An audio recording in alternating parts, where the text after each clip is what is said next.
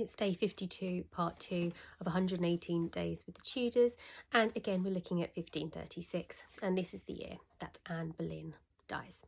It would seem that towards the end of 1535 Anne becomes pregnant again, and then when Catherine sadly passes away on the 7th of January, there's a bit of a feeling of relief. She's going to have another child. With Catherine not there, she might finally be accepted as queen by the people, but sadly it would seem that she miscarriages at the end of that month, at the end of January. Now Anne is being used as a scapegoat. The Ambassador Chapuis and the Holy Roman Emperor Charles want a relationship with Henry, and it's just easier to blame all of the treatment of Catherine and Mary on Anne, and for people to claim that she's bullying everybody behind Henry's back. Every little comment she makes, everything she does that could be seen as negative is chronicled, and she starts to suffer from a lack of popularity. Those who have her support, her patronage, it's a mixed blessing for them because they're sort of attached to someone who isn't hugely popular. She's even being blamed for the people that are being executed for not taking the oath of supremacy. Now at some point towards the early part of this year, Henry's interest in Jane Seymour starts to become more than just sort of a courtly service, and he starts thinking about new beginnings. Now, her brother Edward Seymour gets a position in the Privy Chamber in March, and he really fans the flames of this. He really wants to encourage this relationship between the king and his sister. And so at some point around March and April, for whatever reason, Henry goes from being completely infatuated with Anne to being kind of fed up with her, to just hating her. And they'd always had this kind of love-hate relationship that would come back together again. But the people like Edward Seymour, who wanted Anne out, wanted to use this period of time to make sure he couldn't change his mind. While Henry wasn't very happy with Anne, they were going to move in and make sure he never likes her again. Now, before Cromwell gets fully involved in this, the hope seems to be that he'll just repudiate his marriage to Anne and move forward with Jane. But the ruthlessness with which Cromwell takes her down just shows how much she was feared, because he knew if she was left on the sidelines like Catherine had been, she wasn't going to just give up. On the 30th of April, Cromwell gets his chance. Anne has a huge row with Henry Norris, who is one of Henry VIII's oldest and closest friends, and she essentially says to him, if the king wasn't here, if something happened to the king, you'd be after me. Now this is a huge shock. There are a lot of witnesses that hear this, because it's going to be construed as her conspiring to kill the king, of her saying, let's get rid of the king and you can marry me. That's how it's going to be twisted. But a lot of people have heard her reference the king's death, and if you remember, you only have to mention the fact that the king is mortal, that he's going to die at some point.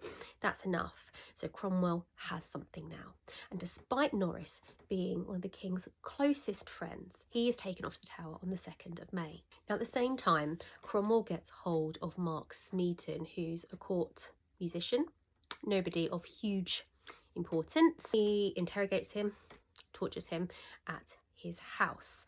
Mark Smeaton confesses eventually, after being broken, to committing adultery with Anne, which we know didn't happen.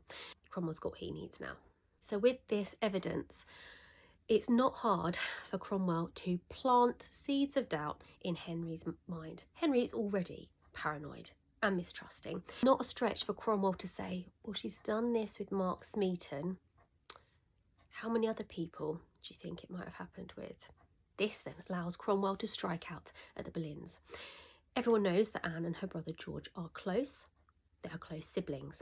So it's not a stretch for suggestions to start in there that it was happening with George Boleyn as well. By that evening, Henry has become so disillusioned by this whole thing, so paranoid, so obsessed with his own feelings. He's now accusing Anne of sending Catherine away, of sending Mary away, and of sending his son away. He's got nothing to do with it. It was all Anne. Poor Henry. Now the court gossip becomes absolutely rife, encouraged by Cromwell and others. They need to be sure Henry cannot have the tiniest little seed of doubt in his mind that maybe she's innocent and maybe he can forgive her. So by the point she comes to trial, she is being accused of adultery, incest, poisoning Catherine, attempting to poison Mary, of causing the king actual bodily harm, and of conspiring to kill him. And that's conspiring to kill the king. That's high treason. So notice there's no charge there, and I've talked about this in another video. There's no charge for she didn't give me a son. That's not what it's about. It's about removing her from power, and what can we twist to make that happen. On the 16th of May, Cranmer, who's always been a supporter of Anne but has been kept away from her, was sent to hear her confession, and that night he was forced to declare her marriage to Henry null and void. Anne was executed on the 18th of May, 1536. She was no longer a queen. She was no longer a Marquess of Pembroke. All her titles had been stripped away. She was escorted by 4 women who, according to Eric Ives, she didn't even like. There were around 1,000 spectators there, and she would have recognised several faces in the crowds, including Charles Brandon, her stepson Henry Fitzroy, and of course Cromwell. Her speech was unremarkable. She famously began with the words, "Good Christian people, I come here not to preach a sermon, I come here to die." She accepted her death and she prayed for the king. What is remarkable is she made no comment on her guilt. She didn't profess her innocence, but she also didn't say that she was guilty, and actually to 16th century minds that would have spoke volumes. She wore a blindfold and spoke the words, "To Christ I commend my soul," and then it was over. As soon as the news of her death reached Henry, he set off to see Jane Seymour, and they were betrothed the next day. Whew.